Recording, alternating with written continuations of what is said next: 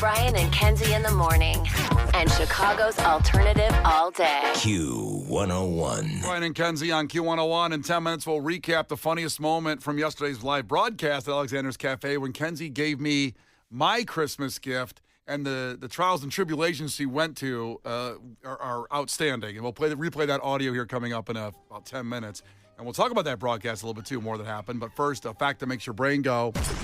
The worst Christmas gift by the people have spoken in a poll. Now, first thought on you, Kenzie said mugs, too many damn mugs in the cupboard. Case said savings bonds, takes too long to earn interest. And when we talked about savings bonds, how it seems like it's a scam because it takes forever to earn any interest. It brought up in Kenzie's mind from Everybody Loves Raymond, the Fruit of the Month Club. Oh my God, this is my favorite. And here's a little bit of that scene when we talk about possibly being scammed. Well, another box is coming next month. What? More pears? No, it's a different fruit every month. Every month? Yes, that's why they call it Fruit of the Month Club. It's a club? Oh my God, what am I gonna do with all this fruit? Well, most people like it, Ma. You share it with all your friends. Which friends? I don't know. Lee and Stan. Lee and Stan buy their own fruit. Give it away. Why did you do this to me? God. The Panic. The Fruit of the Month Club. I love that so much. Oh, what a show. What a show. Oh my God. Well, let's go through some of these. There's a top one, but some of these, for example, homemade gifts made the list. Oh. You make something homemade, and I think some people go like, I'm going to be special and stand out, make something homemade to somebody. What if you bake though? Well, No? I don't think that's just counting baked goods. I think just saying Okay. just basically a gift that was made from home, like your kid made it or something you're passing along. I don't know. I can't think of maybe. I thought your first thought is if your kids make you something. That was Which so that's like the cold. only appropriate person to maybe make you something. Yeah. Yeah. You know what, Kenzie? Coming in 8 on this list, you nailed it. A mug. A mug is the worst gift. I knew it. At least it's on the list. No savings bonds on this list, That Kate. sucks. Sorry. You know what's on it made me laugh really hard is fake sports merchandise to buy for someone, meaning you're not getting the whole real jersey, you're getting a jersey or something. You're just not going all in. Well, would that be that or like counterfeit goods? Because I have never understood people are like, oh, I got it for $15 from China. I'm like, yeah, but it looks awful. It's the wrong shade of orange, you idiot. Why are you buying an alt Bears jersey that looks terrible? It washes off in the first wash, too. I've never understood. Oh, I can get anything I want from China. Okay, well, it looks awful every time you wear it. Maybe you should spend real money and buy something nice. Hey, some people don't have it. I understand that, but Have they real brag. money. They brag. It's like, oh, my Cubs jersey. Oh, okay, well, your C's falling off. Well, the thing is, they are super expensive, the legitimate stuff. You know, They are, but it's nice quality. Insane. Arguably not half the time because my dad and my husband, they always have all this Bears and Cubs crap on their list. And it's like the stuff that shows up that was $150, but it's a t-shirt. It's not that nice. It's not. Well, my Caleb Williams jersey I'm wearing right now, Go Bears, was $140 at the lids. Pour one out for the lids. Yeah, that lids is no longer there. And like jerseys are like not even that nice looking. Like of all the stuff to Thank wear. you. Thank you. Sorry. Look how bad you look right now. Yeah, I got the message. I got it. Thanks a lot. That's freaking great. Hey, you know what? Love you too. There's a couple more on the list. A re-gifted present, which yesterday we said it's okay now. 61% of Chicagoans think it's okay to re-gift something. Also, it says cheap perfume or aftershave. So you're not getting, I don't know. Oh, yeah, just like a cheapy Yeah. off-brand perfume. I guess. It smells like alcohol, like rubbing alcohol. Also stuff that costs a lot of money is the name brand perfume and alcohol. Yes, name brand perfume is very expensive. Yeah. Gym gear made the list. If you buy gym gear, like going to the gym gear, like I guess yoga pants or I workout. thought it was like a brand. No. GYM gear.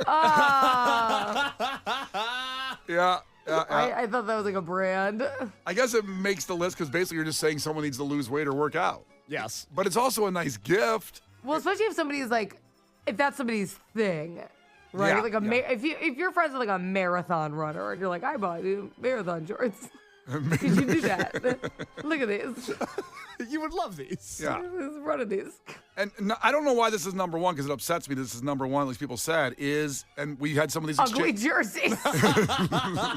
Caleb Williams jerseys. And this happened in our exchange. And I love it that I got a gift card. I don't know if Kenzie did too, got her one too, but I love the gift card I got. Oh, it's number one, gift card? Number one is gift cards because they say just it takes no thought. It's just That's easy. not number one worst thing. Because I got my Dairy Queen one. Case gave you a Starbucks gift card. Yeah, I put thought into it. I thought, what does Kenzie like? Coffee and Snoopy. And that was her Christmas. And what does Brian like? Getting fat with ice cream. You said it, not me. Hey, I do love it. I'm not It sharing is with ugly jerseys. This jersey won't fit anymore. It's going to be terrible. Brian and Kenzie. On Q 101. Coming up in sports, one of the biggest games in Bears history is Saturday night, and we'll talk about that when we get there. But first, a little bit of a recap to yesterday. Yesterday's broadcast at Alexander's Cafe in Elgin. So happy and thankful to everybody that came out and partied with us. What a morning from 6 to 10. And closes out 4 incredible broadcasts of the year with our St. Patty's Day broadcast, the Cubs one and 2 at Alexander's Cafes, 2 different ones. The Karis Restaurant Group graciously sponsoring and helping lift to a record our Greater Chicago Food Depository Food Drive. God bless the gravy. 250,000 meals raised for people in need this year. And you did that by donating. But thanks to them for sponsoring it and helping out so much. And the broadcast yesterday was, it's funny, when we walk out of there, it's almost like sensory overload to decompress in the car for all of you great people out there. And I get really, I don't know, embarrassed when our listeners bring us gifts. And it was wild. I mean, later in the car, I go, oh, wait, we got this too? Holy crap. I feel like I didn't give enough time to the person that gave it to me. I don't even know who did. It's kind of weird, but very overwhelming. Our listeners are the best, without question. Mm-hmm. Now, we did our gift exchange, and we gave each other gifts.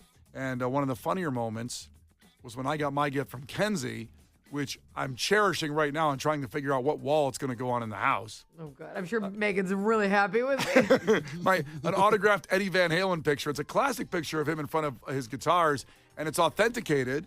And the picture is wonderful. I love the gift. Thank you, Kenzie. It's amazing.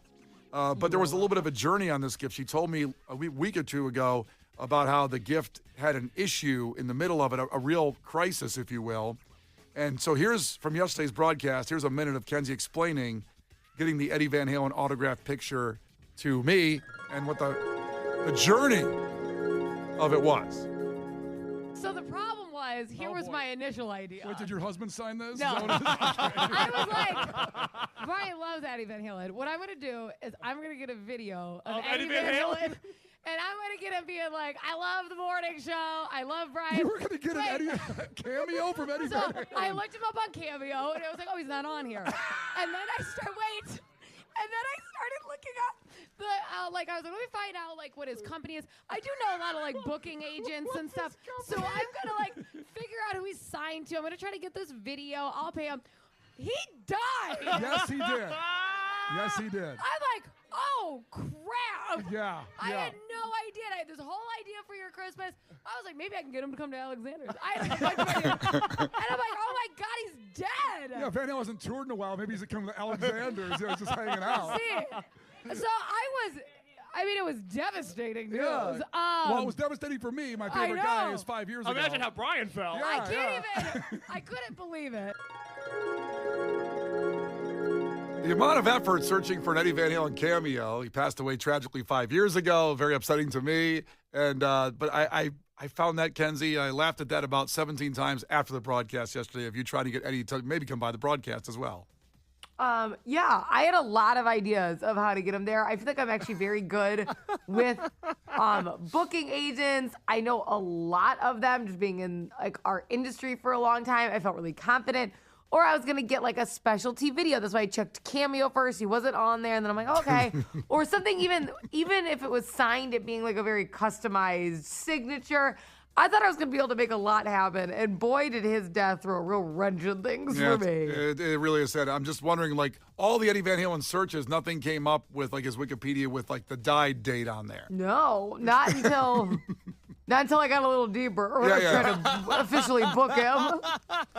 Yeah, no pour one out reels out there came off while you were searching. That sucked. And then I was like, what am I going to do now? He died. Yeah. You know? It's really a bummer. And then I think all of his signatures are worth a lot more because he's dead. So then I was like, oh, these are all much more expensive. But you were able to put that in the budget still because it's an authenticated signature. It is an authenticated signature. It's a great. I don't want to talk about it. I really love it. Really love it. Just for Kenzie's purposes for next Christmas, do you have a second favorite guy? Maybe one that's still living? I don't know why.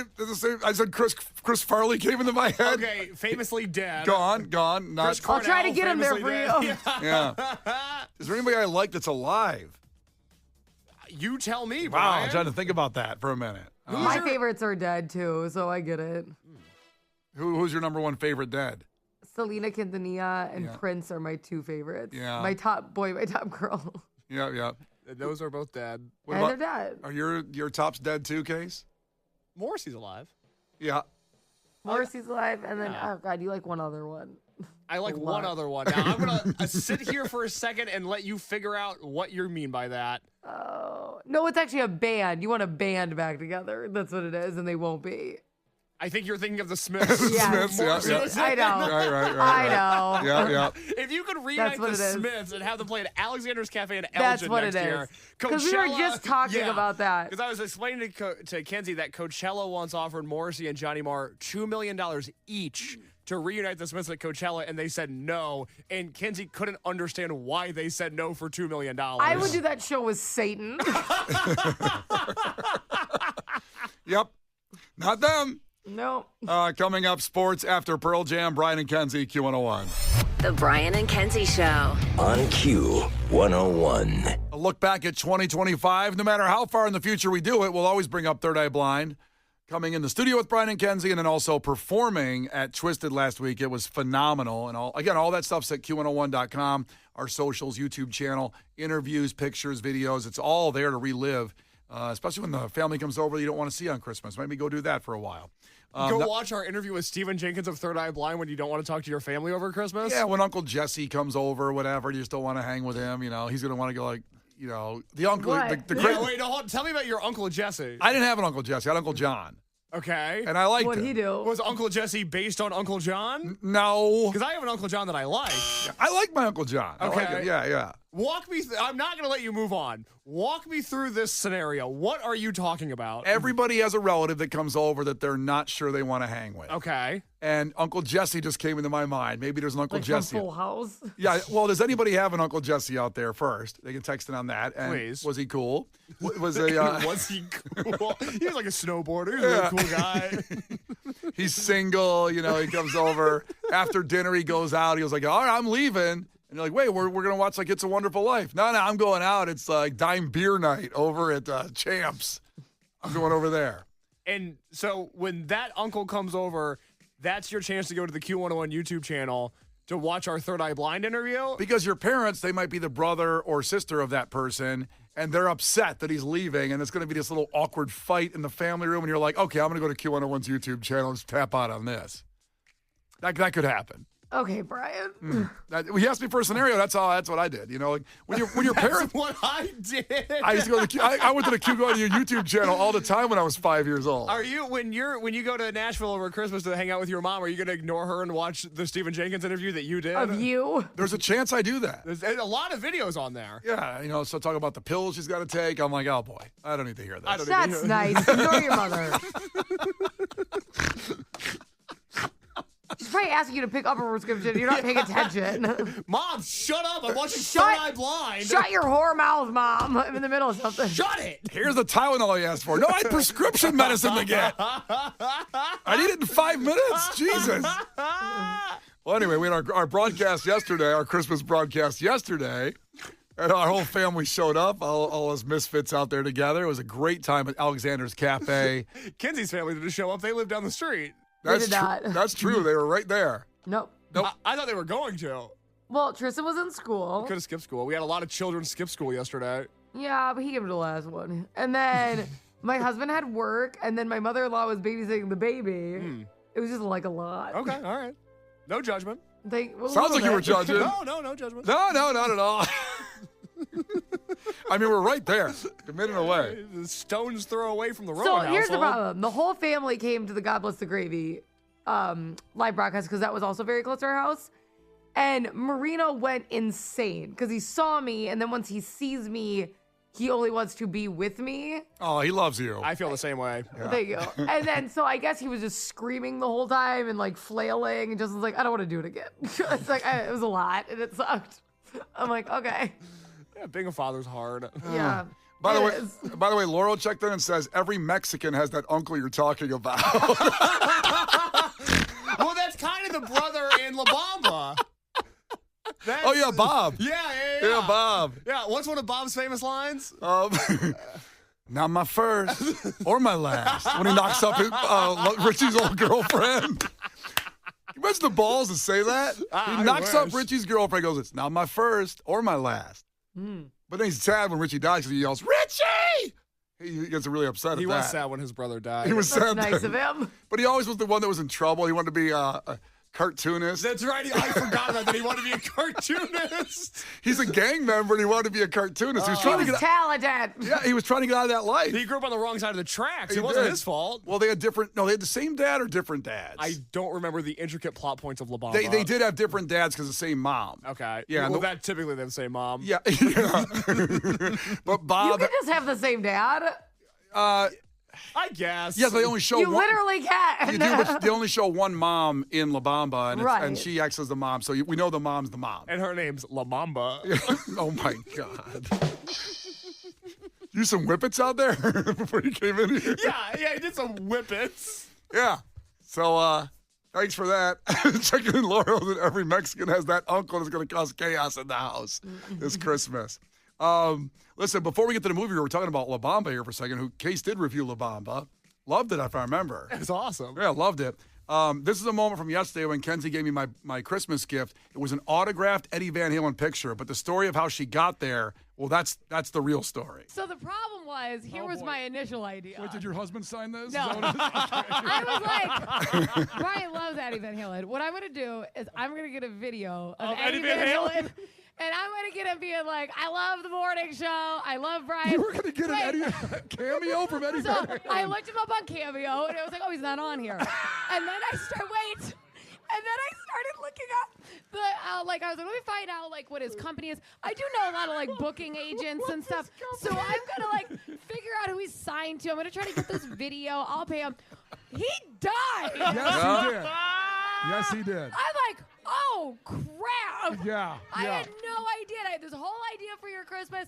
I was like, maybe I can get him to come to Alexander's. I had a bunch of ideas. And I'm like, oh, my God, he's dead. Yeah, Van Halen hasn't toured in a while. Maybe he's coming to Alexander's. He's just hanging out. See, so it was devastating news. Yeah. Well, it was devastating for me. My favorite guy is 5 years ago. Imagine how Brian felt. I couldn't believe it. Yeah, it would have been great. All your connections could have brought Eddie's casket to the broadcast yesterday. I was trying to do it. I was so disappointed. It would have been amazing. We had a great time at Alexander's Cafe yesterday. The Brian and Kenzie Show. On Q 101. I want to clarify before we get there, the text I read about every Mexican has that uncle. Lauro said, she is Mexican, by the way. So she can say that. I didn't want her, like, people think she's a white girl that said every Mexican has that uncle. I believe it's a Mexican man that said that, so it's fair game. Fair game. Just want to make it clear that was an Laurel's appropriate. like, it's me. It's Brian and Kenzie on Q101, and it's time for Case's movie review. Tragic passing of Rob Reiner in the last week, and as I said, he already did Spinal Tap. That was a lot of requests on that.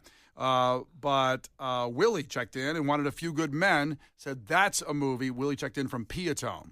So thank you, checking in from Piatone, to recommend that Case watches A Few Good Men. He did, and here comes the review. For Christ's sake, tomorrow's the 4th of July, and we will be open for business. What country you from?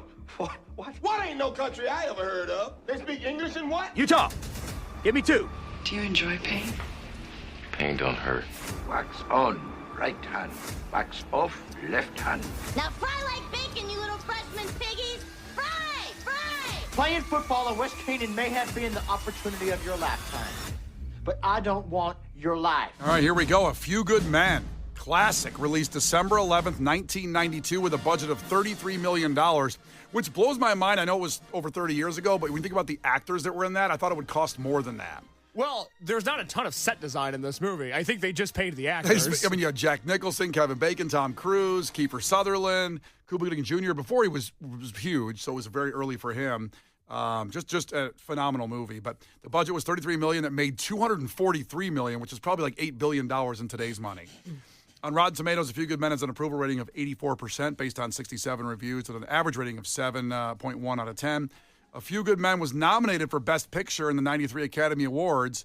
It lost to Unforgiven with Clint Eastwood. As much as I love A Few Good Men, I have to say that was the right choice to give that award to The Unforgiven. Which it's incredible, that movie. And have you done a Western ever yet? Yeah, we did Tombstone. Oh, Tombstone, duh. Yeah. Hello. Yeah. I have a Tombstone Nice to meet a fan. I have a Tombstone t-shirt now. I love that movie so much. Okay, well, at some point you do Unforgiven. All right. So we'll start like we always do, and this is the trailer of how A Few Good Men was advertised in 1992 on TV and radio. You want to investigate me, roll the dice, and take your chances. A rookie lawyer. Do you think Santiago was murdered? It doesn't matter what I believe. It only matters what I can prove. A feared colonel. Don't ever question my orders. In a battle for truth. I want to slam dunk this guy. Tom Cruise, Jack Nicholson, Demi Moore in a Rob Reiner film. I want the truth! You can't handle the truth! A Few Good Men. Rated R. At theaters December 11th. That's a good trailer. It tells you pretty much everything that's about to happen or about the storyline. It gives you a good premise there. Some trailers are very mysterious. That one just lays it out there. You love breaking down the trailer. I do. And also, say, one of the reasons we're doing this one, too, over maybe some other Rob Reiner movies is we can't go into 2026 with Case not knowing what "you can't handle the truth" means. One of the most repeated lines in society. And you had no idea what it means, just some guy yelling at somebody can't handle the truth. No, I feel like my knowledge of "You Can't Handle the Truth" is that The Rock had the movie called Tooth Fairy, and the tagline on that poster was "You can't handle the tooth." Ah. And I was like, I wonder what's going on there. That's kind of funny. And now I know. Jack Nicholson line. Now you know. So what did you think of it? Go through your review of A Few Good Men. So A Few Good Men is a really interesting movie. It's about two things. Part of the movie is about investigating a war criminal and the complexities of what happens in the U.S. military. The other half of this movie is about how much Tom Cruise loves baseball, because this guy is obsessed with baseball in this movie. Yeah. And it's so distracting at times. The first time he meets Demi Moore, he's crushing ground balls with a softball bat into the ground. When Tom Cruise is preparing for the biggest trial of his lifetime, he's locked in to Twins-Orioles on his home TV. I don't want a lawyer that's preoccupied with what Mike Mussina's doing. But Tom Cruise is so... And it's weird because in all the softball scenes of the movie, he's wearing a Red Sox hat, but they're in D.C. I would think he's a Baltimore Orioles fan. He's locked in on this Orioles-Twins game that's happening during the movie. I don't know which team he's rooting for. All I know is this guy loves baseball. And at one point, right when he's deliberating with his team and they're about to make a big breakthrough in this case, he's like, Demi Moore, where'd you put my baseball bat? And she's like, I put it in your closet, because they're at his house. He's like, you put it in the closet? I always think best when I have my baseball bat. Let me go get my bat. And then sure enough, he grabs his baseball bat, and then he's like, I'm going to head into the office. I'll be back later. I don't want a lawyer that's mind is determined on whether or not he has a baseball bat in his hand or not. But it seems to work, though. But isn't that concerning if that's your legal defense? Is, Your Honor, look at this slugger over here. Well, maybe he uses it as an intimidation tactic in the courtroom. He doesn't in A Few Good Men. No, he does not bring out a baseball bat in the courtroom, believe it or not. He's like Kenzie's husband. He plays a lot of adult baseball, too. Tom Cruise would be good friends with Kenzie's husband. He loves adult baseball. Oh, my husband would be distracted by baseball. He is for everything. He might forget the whole case then on his baseball love. I love sports. I'm a big sports guy. You can tell by the sound of my voice, alpha male. If I was a lawyer. I'm sorry, is nobody going to comment on that? He almost went too fast over that.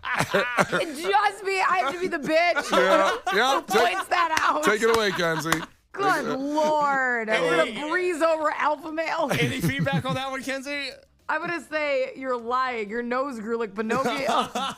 But as an alpha male, if I was a lawyer representing the lives of two soldiers who are being tried for a crime that they may or may not have committed in Guantanamo Bay, I think I'm falling behind on baseball that season. I don't think I'm keeping up the way that Tom Cruise is, but God, does he love it. Outside of that, this movie has so many different things going for it that I like. One of the things we talked about on this show, this was like 7 or 8 months ago, was we started talking about the inner politics of different military branches and their beef with one another, which I had never considered before. It's not something I'd ever thought about. So you have this Navy versus Marine beef where Jack Nicholson is of the Marines, and he thinks the Navy guys, the Navy men, are, spineless and weak, and they're in their white uniforms in Cuba, and he thinks very little of them, and so you have that going on. He uses the sissy white uniforms. He uses that uniforms, phrase. Yeah. which, in fairness, it's very hot at Guantanamo Bay. They needed to wear their whites. Right. They had a whole conversation about this before they got on the island. Yeah, because if you wear dark, it absorbs the heat. It does.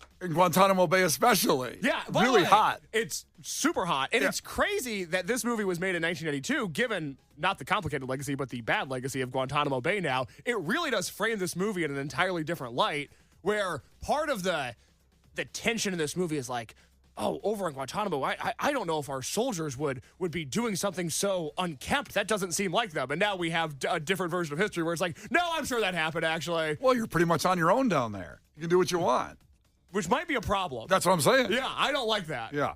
It also has young versus old beef. I love Cruise going at Nicholson. Nicholson knows his dad, and he talks about what a great lawyer his dad was. And so you've got this generational thing at play there.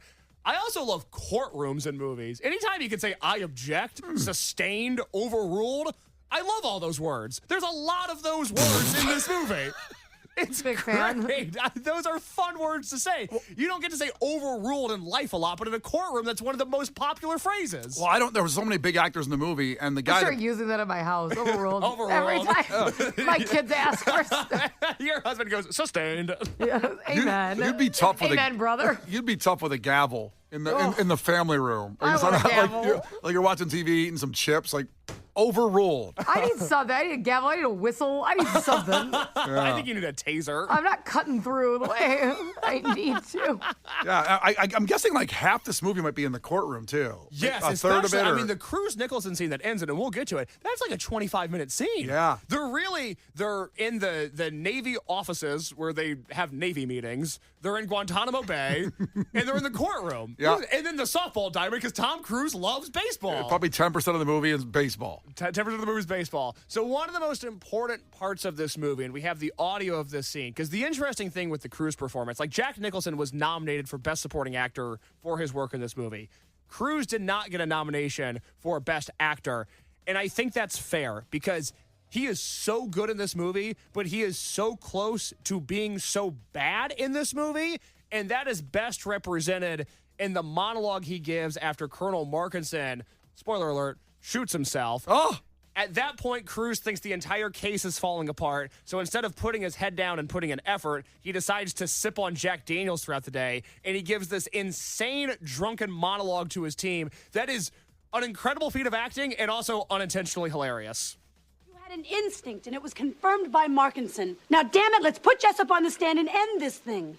What possible good could come from putting Jessup on the stand? He told Kendrick to order the code red. He did? That's great. Why didn't you say so? And of course, you have proof of that. Oh, I'm sorry, I keep forgetting. You were sick the day they taught law at law school. You put him on the stand and you get it from him. Oh, we get it from him. Yes. No problem. We get it from him. Colonel Jessup, isn't it true that you ordered the code red on Santiago? Listen, we're all a little... I'm sorry, your time's run out. What do we have for the losers, Judge? Well, for our defendants, it's a lifetime at exotic Fort Leavenworth. And for defense counsel Kathy, that's right, it's a court-martial. Yes, Johnny, after falsely accusing a highly decorated Marine officer of conspiracy and perjury, Lieutenant Kathy will have a long and prosperous career teaching typewriter maintenance at the Rocco Colombo School for Women. Thank you for playing. Should we or should we not follow the advice of the galactically stupid?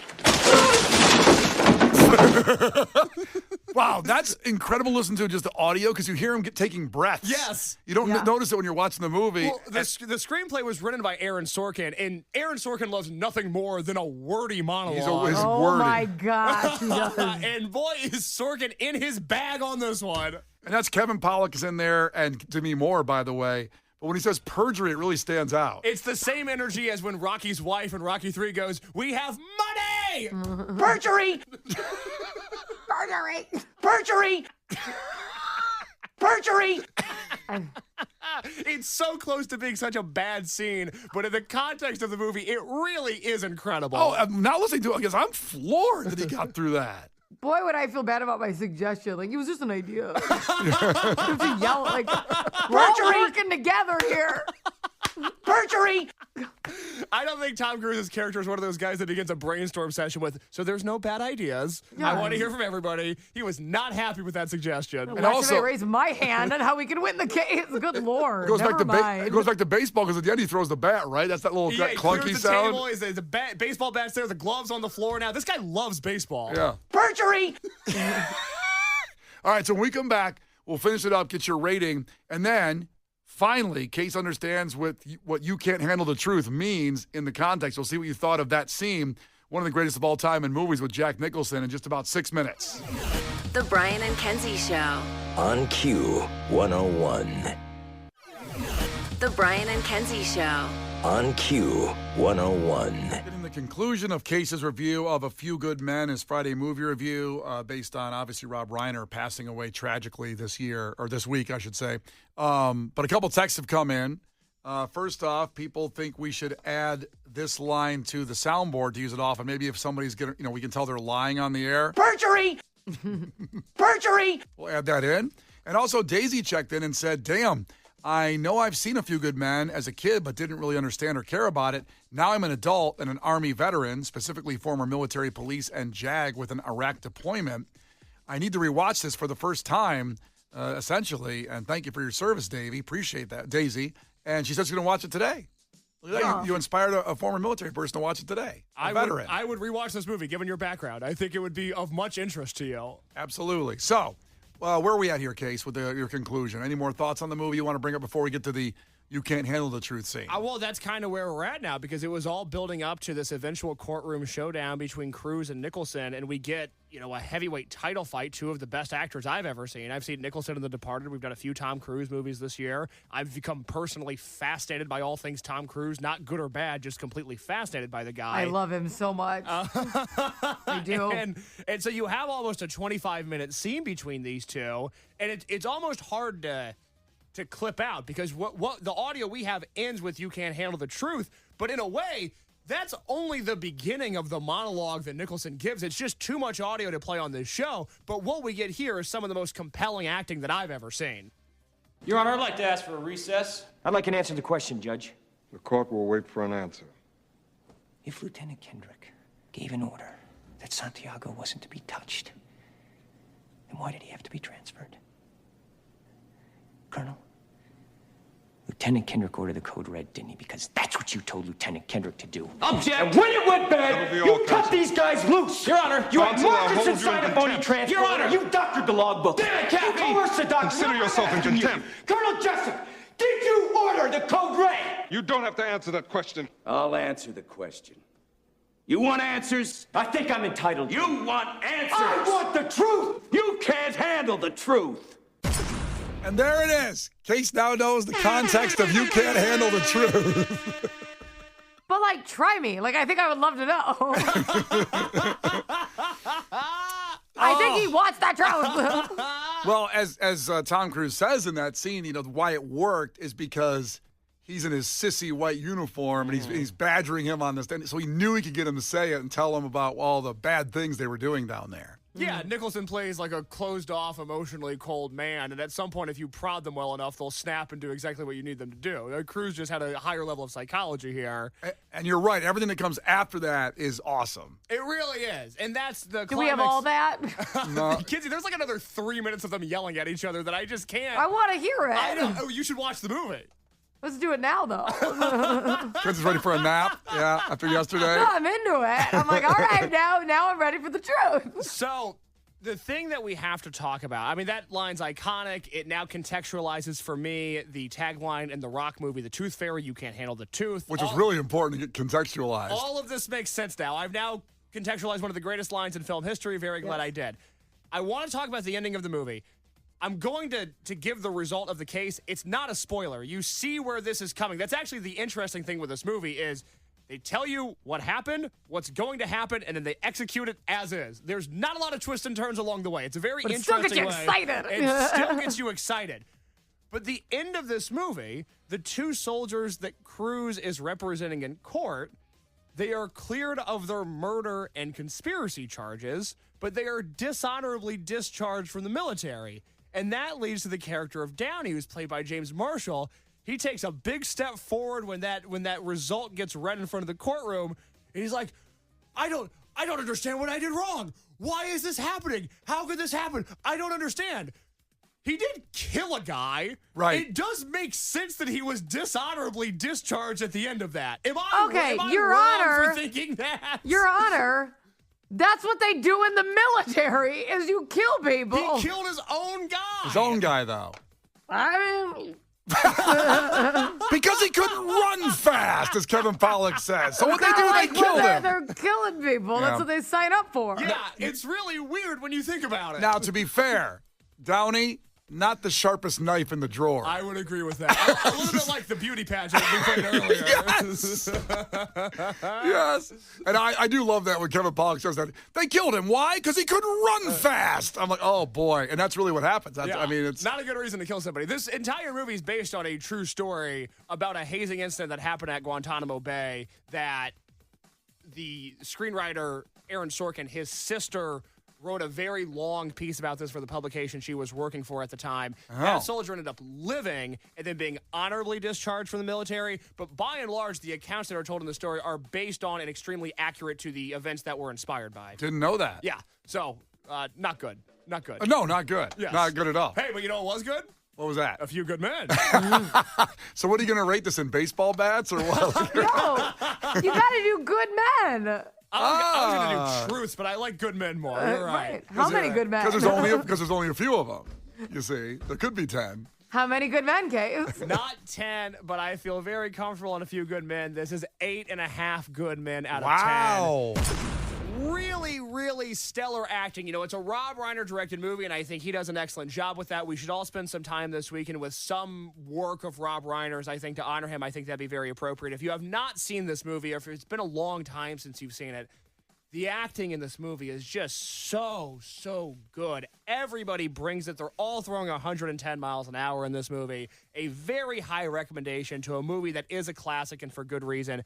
8.5 good men out of 10 for A Few Good Men. I just want to add one quick thing because we talked about it yesterday for a second. Like, Cuba Gooding Jr. is only in this movie for about a minute. Yeah, you talked so much off air about, you're like, oh, you're going to see the Cuba Gooding Jr. scene. I almost missed it. He's barely in the movie. He's in it for a minute. And I didn't realize this came out after Boys in the Hood. Because Boys in the Hood was 91, this was 92.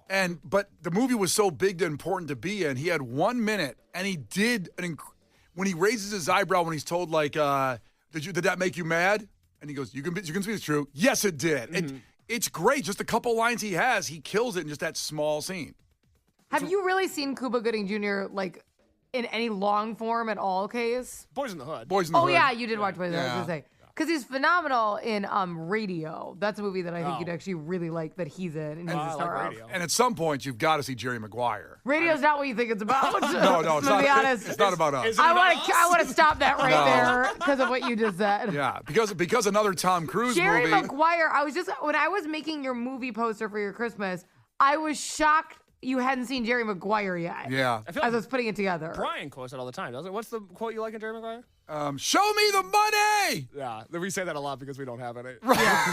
We would love someone to show it to us. We're dying for it. Yeah, you got to find see it. Because you get another crazy Cruise acting job in Jerry Maguire, but you see Cuba Gooding Jr. I think he did win an Oscar for that. I don't know. I think he did. But that's one of those classics that you've still missed. When we talked about like the real basis of like the thing, like you have to see Jerry Maguire. Well, the good news is by this time next year we'll still be watching movies. Whole bunch of ones I haven't seen. And you'll still have a crap load to see. Yeah, it's awesome. This bit just won't end for a while. Yeah, it's a good thing. It's Brian and Kenzie on Q101. Brian and Kenzie in the morning, and Chicago's alternative all day. Q101.